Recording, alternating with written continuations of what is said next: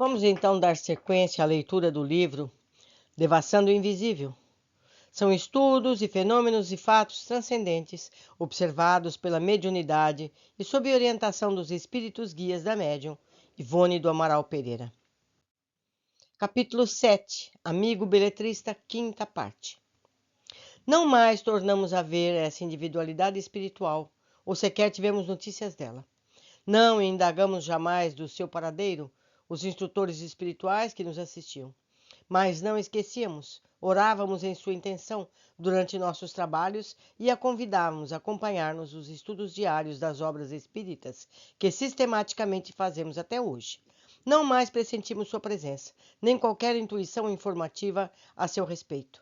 4 anos depois da sua visita, no entanto, ou seja, pelo ano de 1934, fazíamos as sessões sociais para um jornal semanário no interior, de propriedade de um de nossos irmãos.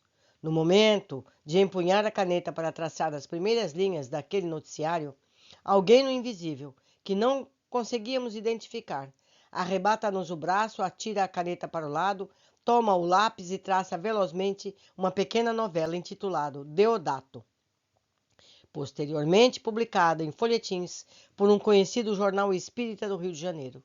Esse trabalho, com todos os característicos dos ditados mediúnicos, recebido em momento impróprio, sem que nos houvéssemos preparado sequer com uma prece, sem que ao menos tivéssemos pensado em qualquer categoria de espírito, foi traçado tão rapidamente que não pudemos interrompê-lo, senão para trocar o lápis. E quando finalmente a entidade comunicante modelou a última frase e exclamou como de hábito os trabalhos congêneres, ponto final, não pôs assinatura, certa de que absolutamente não seria de nossa lavra a produção literária que acabávamos de compor, pois que somente escrevemos sob influência dos espíritos, ainda quando o trabalho se afigure nosso, como acontece com o presente volume. Rogamos à entidade enternecida, sentindo ainda a sua presença, a ternura que nos invadiu, dulcificando nosso coração. Querido irmão, muito agradeço a benevolência da nossa presença com a mimosa dádiva literária que me presenteais. Que o Senhor vos ilumine e abençoe, tornando-vos feliz na espiritualidade. Tende a bondade de assinar o vosso trabalho. Esperávamos, mas a entidade quedava-se silenciosa e esquiva. Repetimos a súplica. Tende a bondade de assinar. Um trabalho anônimo no além-túmulo não tem valor e não poderá ser publicado.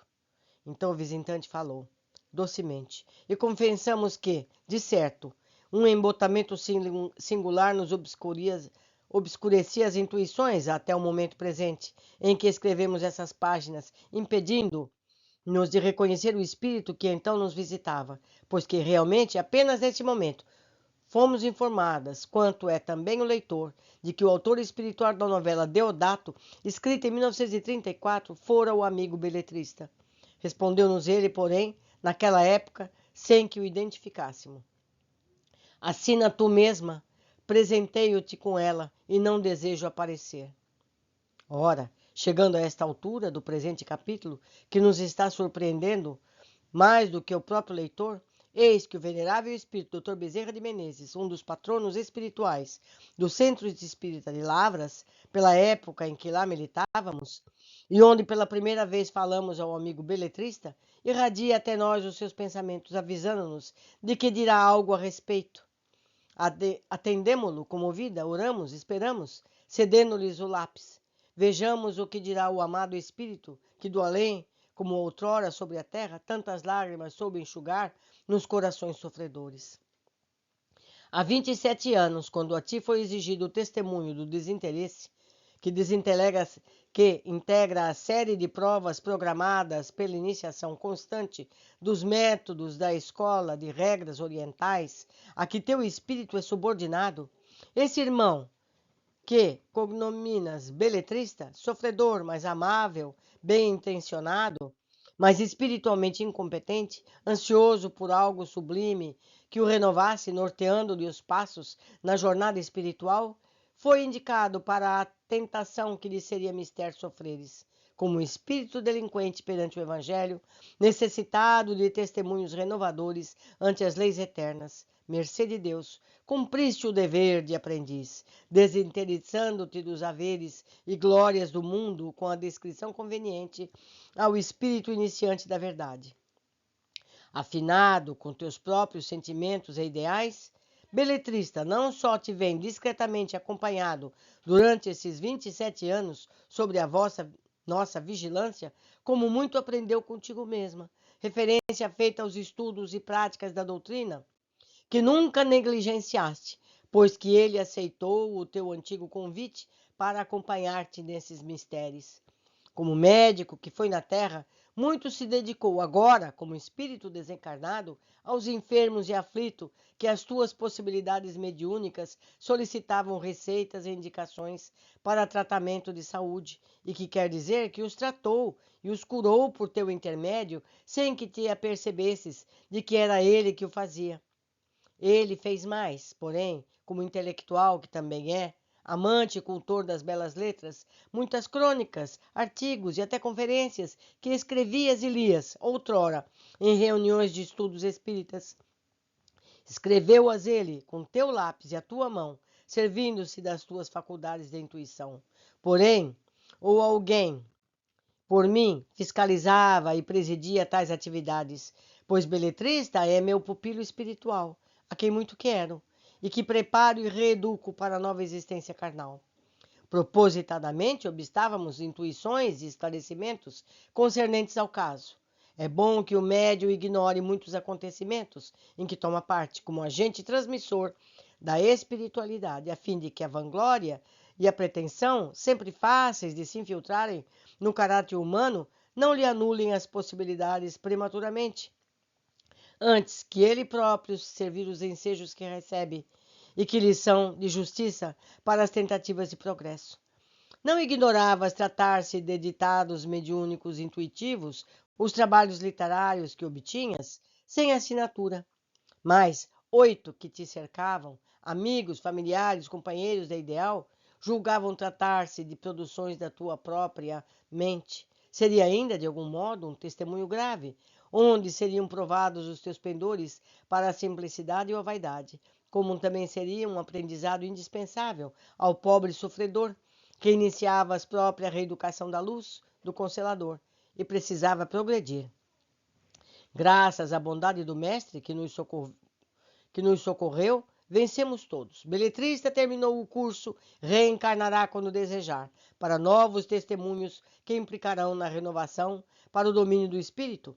Se, quando, outrora, ele a ti se dirigiu, pela primeira vez, tentando convencer-te a anuir aos seus intentos, oferecendo-te fortuna e glória, tu o tivesses atendido, resultaria que tal conluio, uma obsessão para ti mesma, a qual possivelmente redundaria em suicídio, pois que terias exposto as tuas faculdades, positivas como são, às forças inferiores do invisível, visando a interesses mundanos, pois, então, serias abandonada ao teu livre-arbítrio, para ele, agravo de responsabilidades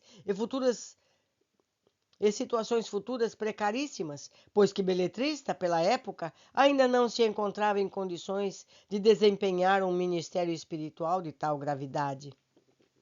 Vejo, porém, a interrogação do teu cérebro e o suicídio por ele praticado?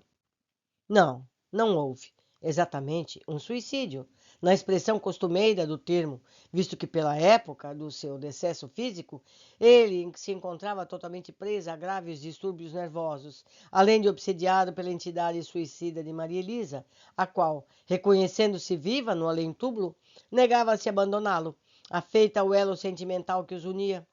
Ele, portanto, não teve intenção de matar-se, não premeditou o suicídio, nem mesmo assistiu com os próprios sentidos o ato que praticou. E assim sendo, não houve o drama consciencial, ou seja, a responsabilidade de consciente infração a uma lei da natureza, no sentido lato do termo.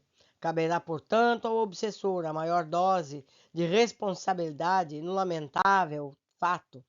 Todavia, a consciência acusa-o de infrações outras, das quais resultaram a neurastenia, o desequilíbrio da própria personalidade, que deram causa à obsessão e ao suicídio, como ao respectivo estado de penúria moral, no mundo invisível.